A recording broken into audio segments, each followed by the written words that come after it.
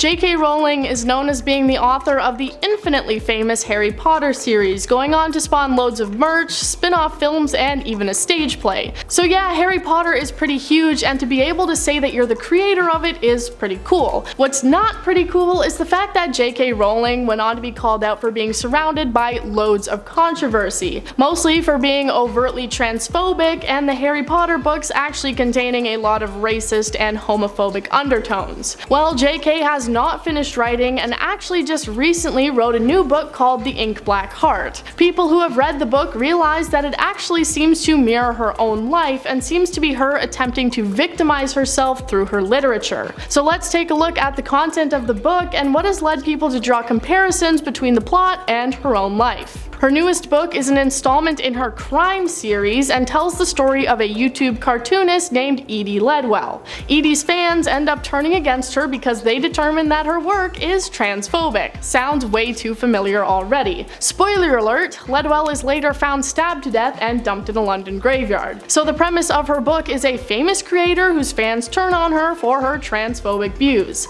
I think it's pretty clear to see that this was J.K. Rowling victimizing herself and trying to vent her own frustrations and feelings through her newest book. The similarities become even more obvious when you get into the details. Ledwell ends up being doxxed, which actually happened in 2021 when trans rights activists shared the location of Rowling's home, and Edie in the story receives various different threats, all of which Rowling has spoken out about herself receiving throughout the years. Ledwell experiences issues when the police don't believe that she has been doxxed, the same thing happening to Rowling during her circumstances, Edie ending up dead a few days later, the police realizing they should always believe women and they try to right their wrongs. This of course didn't actually happen in real life, as Rowling is still alive. Despite everyone being able to see that this appeared to be a clear parallel between the character in the book and her own life, J.K. Rowling herself outwardly denied these claims. She went on the Graham Norton radio show to speak her piece and said the following: "I should make it really clear after some of the things that have happened the last year that this is not depicting that. I had written the book before certain things happened to me online.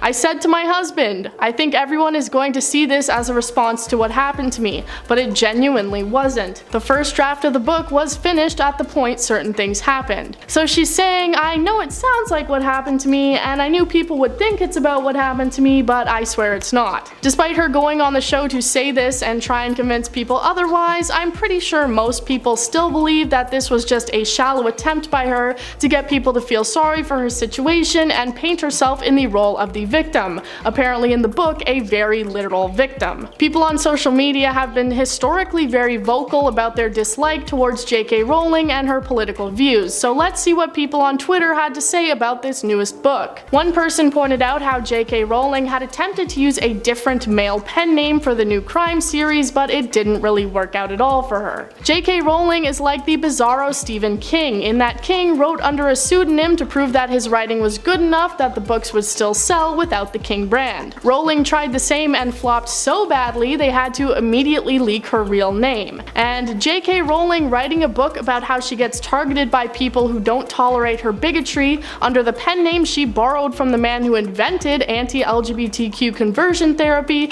really should put it into perspective for anybody who continues to support her work. So what do you think? Did she write the book about herself, or is it all just one massive coincidence? That's all I have for you for now. I've been your host Woody. Join us next time for more.